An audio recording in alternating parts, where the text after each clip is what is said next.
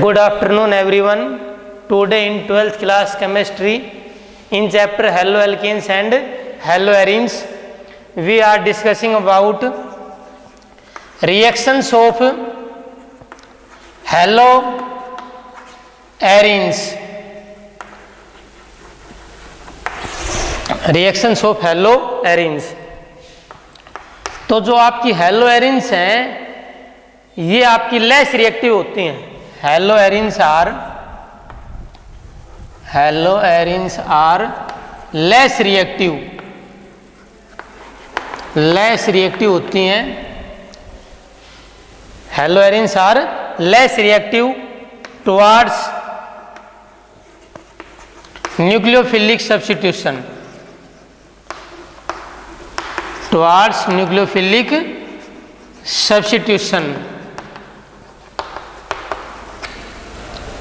Due to following reasons.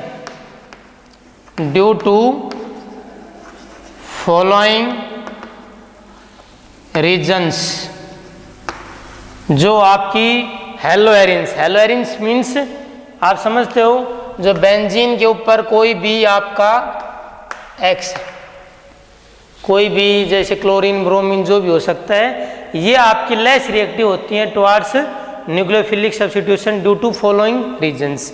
इसके अंदर first आपका आता है एक तो ड्यू टू रेजोनेंस इफेक्ट. क्या आता है? Resonance effect. अब आपका देखो रेजोनेंस इफेक्ट क्या होता है.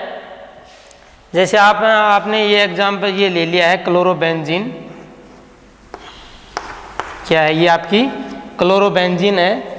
तो क्लोरोबेंजीन में क्लोरीन ने एक बॉन्ड बना रखा है, बाकी इसके पास कितने हैं? लोन पेयर 3 इसके पास लोन पेयर हैं.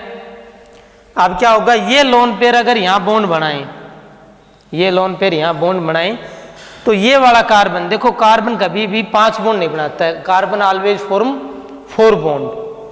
तो ये वाला बॉन्ड क्या होगा, ये बॉन्ड टूटकर इसके इलेक्ट्रॉन यहाँ आ जाएंगे. तो नेक्स्ट स्ट्रक्चर में क्या हो जाएगा आपका,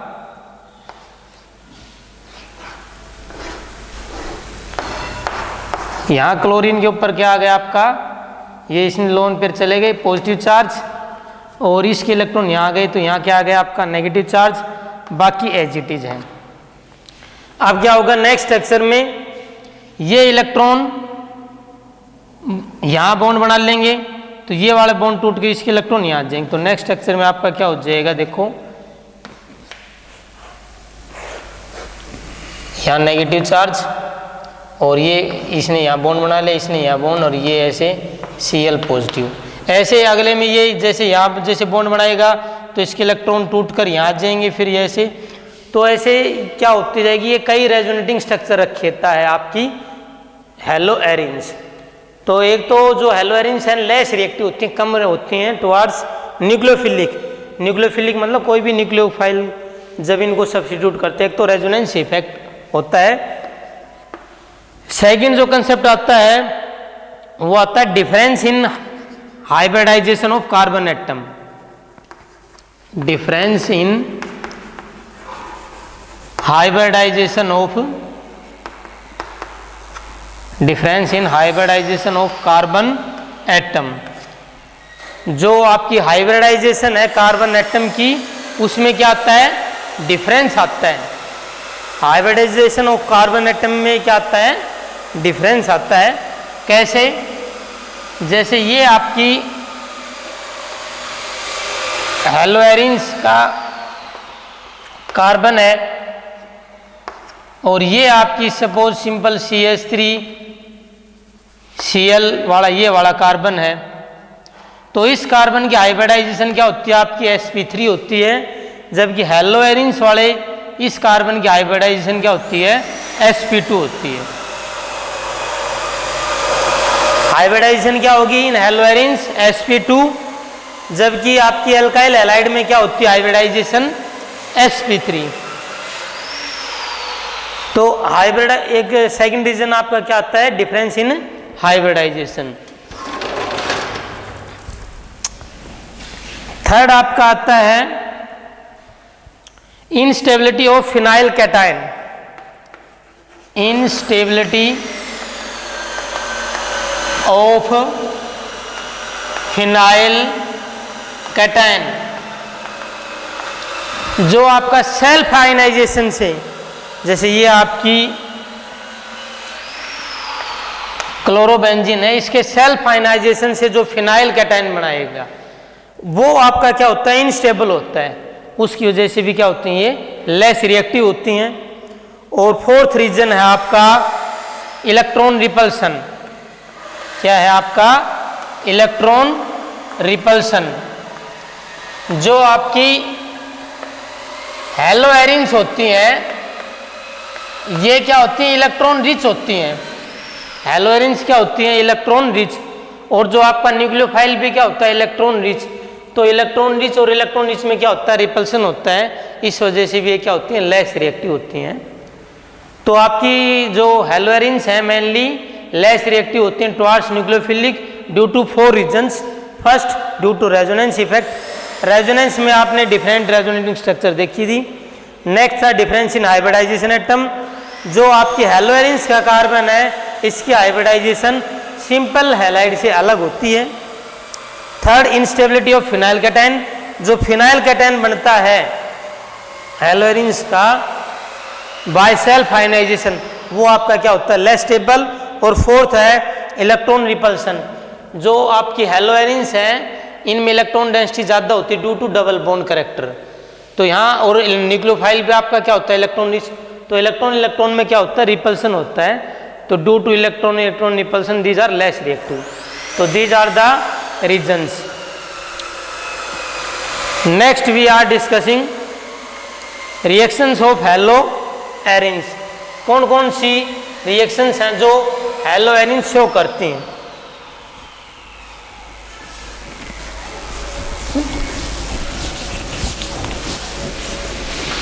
अब हम पढ़ेंगे रिएक्शंस ऑफ हैलोएरिन्स।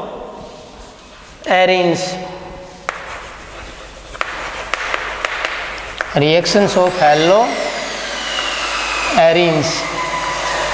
इसके अंदर आपका फर्स्ट आता है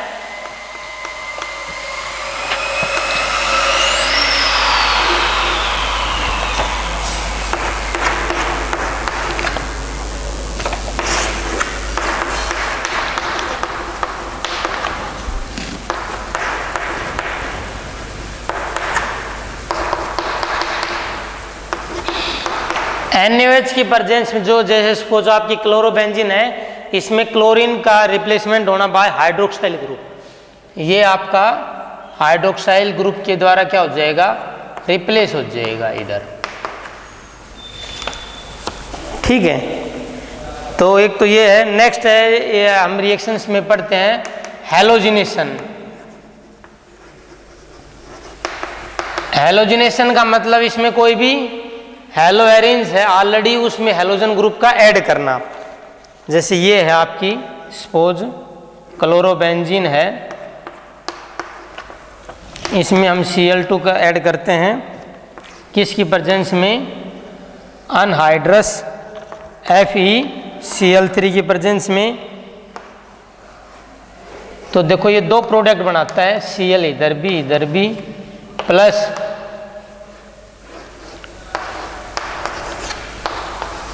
ये जो आपका प्रोडक्ट है ये मेजर बनता है और ये वाला माइनर। जो 1,2 डाइक्लोरोबेंजीन है ये आपका माइनर बनता है या ऑर्थोक्लोरोबेंजीन है, और 1,4 डाइक्लोरोबेंजीन या पैराक्लोरोबेंजीन ये मेजर बनता है। क्यों बनता है ये मेजर अमाउंट में, क्योंकि इसमें सिमेट्री होती है।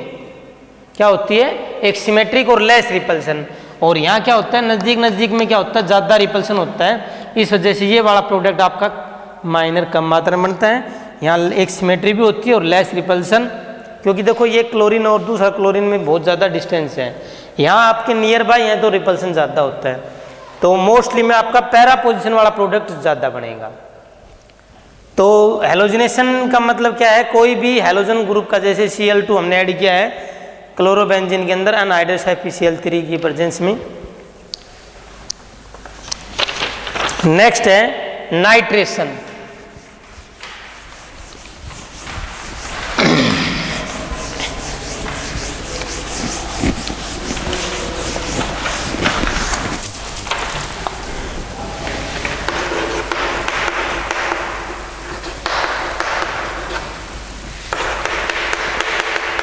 नाइट्रेशन का मतलब होता है आपका नाइट्रो ग्रुप का ऐड होना। नाइट्रो मीन्स NO2 ग्रुप का ऐड होना। देखो ये आपकी क्लोरोबेंजीन है, इसमें हमने HNO3 और ये कंसंट्रेटेड H2SO4 की प्रेजेंस में, और ये आपके प्रोडक्ट बनते हैं इसमें।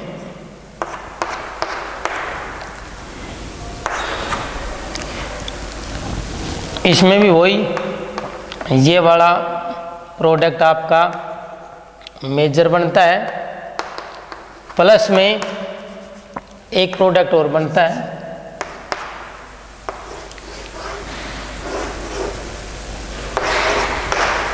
ClNO2। ये वाला आपका माइनर बनता है। इस ये तो क्या आपका 1 chloro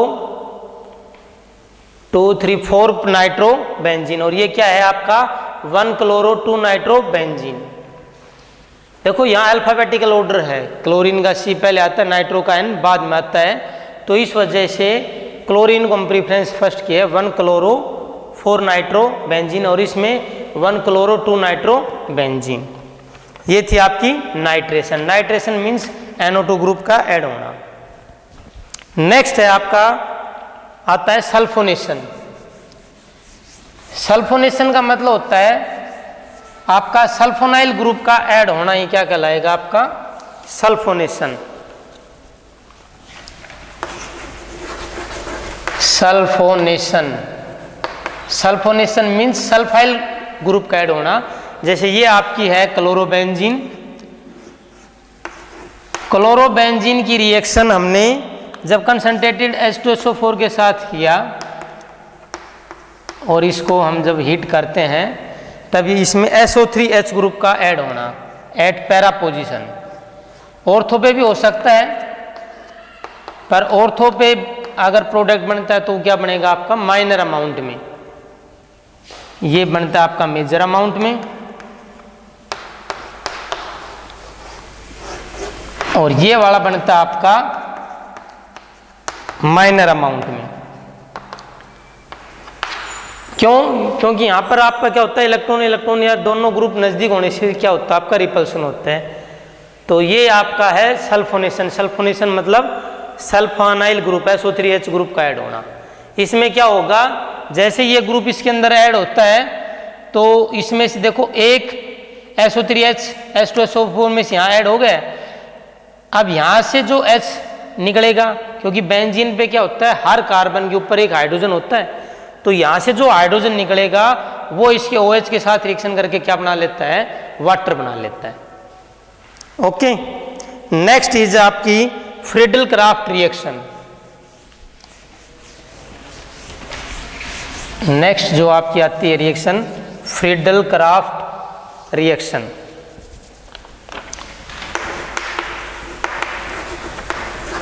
Friedel craft reaction. Friedel craft reaction में क्या होता है, फ्रीडल क्राफ्ट भी दो तरह की होती है। फ्रीडल क्राफ्ट रिएक्शन एक तो होती है आपकी फ्रीडल क्राफ्ट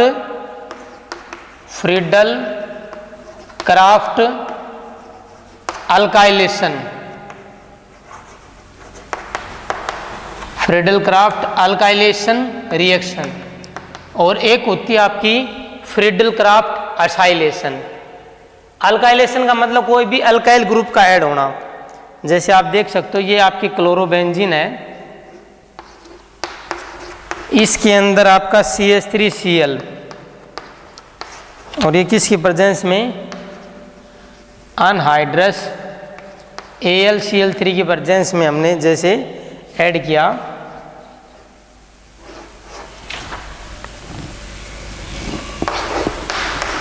सेम इसमें भी ये वाला प्रोडक्ट तो आपका क्या बनेगा, मेजर बनेगा, और ये वाला आपका प्रोडक्ट क्या बनता है, माइनर बनता है। तो फ्रीडल क्राफ्ट अल्काइलेशन, अल्काइलेशन का मतलब होता है कोई भी अल्काइल ग्रुप का ऐड होना। जब हमने क्लोरोबेंजीन की रिएक्शन CH3Cl मिथाइल क्लोराइड के साथ करवाई या क्लोरो मीथेन के साथ कराई, इन the presence of anhydrous AlCl3। तो क्या होगा, ये वाला जैसे ये यहाँ अगर ऐड होता है तो यहाँ से एक जो हाइड्रोजन निकलेगा वो इसके साथ क्या बना लेगा HCl, और ये CH3 ग्रुप यहाँ, या यहाँ अगर ऐड होता है ऑर्थो पोजिशन पर तो यहाँ वाला जो एक हाइड्रोजन निकलेगा वो इसके साथ HCl और ये CH3 ग्रुप यहाँ पर। मेजर प्रोडक्ट आपका पैरा वाला ही बनता है, वो मैंने आपको पहले बताया, क्योंकि एक तो सिमेट्री और due to less repulsion.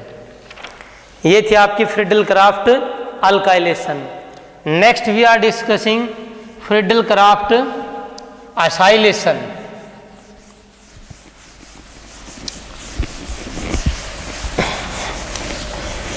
Friedel Crafts acylation. Friedel Crafts acylation का मतलब क्या होता है, जिसमें एसाइल ग्रुप का ऐड होना। जैसे ये आपकी क्लोरोबेंजीन है, इसके अंदर आपने CH3COCl ग्रुप को एनहाइड्रस AlCl3 की प्रेजेंस में, तो इसमें आपका Cl COCH3 और सेकेंड प्रोडक्ट आपका ये बनता है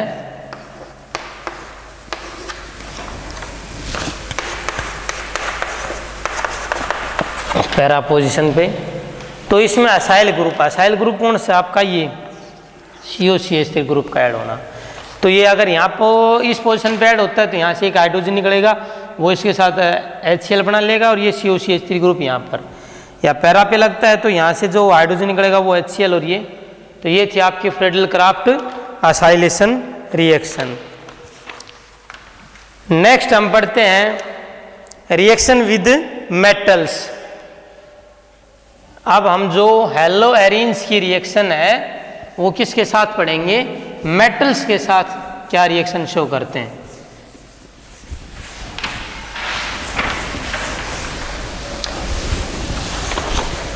reactions with metals,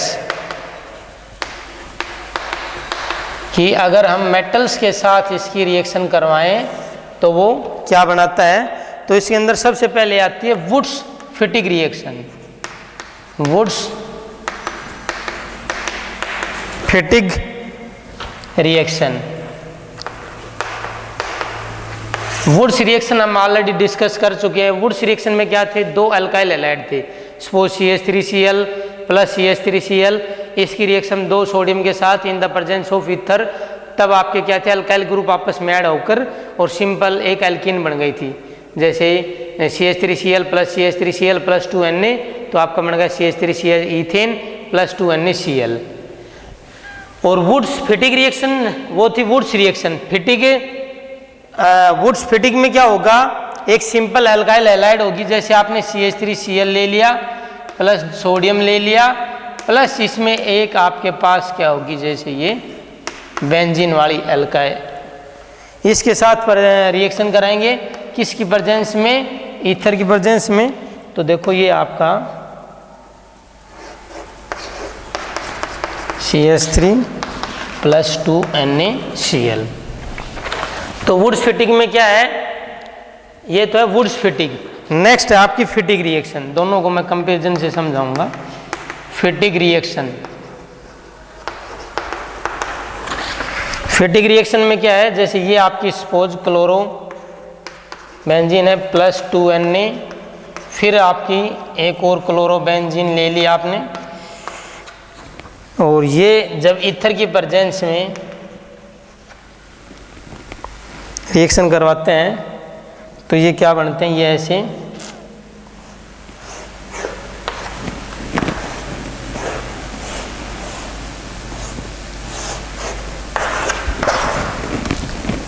plus 2NaCl। देखो ये अब इसमें डिफरेंस क्या है आपका, फिटिग में तो क्या होगा, दोनों ही आपकी बेंजीन रिंग होगी। जैसे ये क्लोरोबेंजीन प्लस सोडियम और आपकी ईथर की प्रेजेंस में, तो ये आपकी दोनों बेंजीन रिंग आपस में जुड़ जाएंगी, और ये जो क्लोरीन दोनों से जो जुड़ा हुआ है ये सोडियम के साथ रिएक्शन करके क्या बना लेगा, 2NaCl। किसकी प्रेजेंस में, और ये ईथर की प्रेजेंस में हो रही है। वुड्स में दो सिंपल अल्काइल हैलाइड थे CH3 ClCH3, और वुड्स फिटिक का मतलब है एक सिंपल है और एक आपकी बेंजीन वाली है। वो रिएक्शन क्या कहलाएगी? वुड्स फिटिक, और सोडियम के साथ ईथर की प्रेजेंस में ये आपकी थी Wurtz Fittig reaction.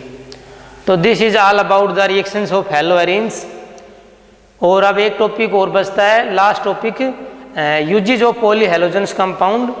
We are discussing in next classes, next video. Okay, thank you very much.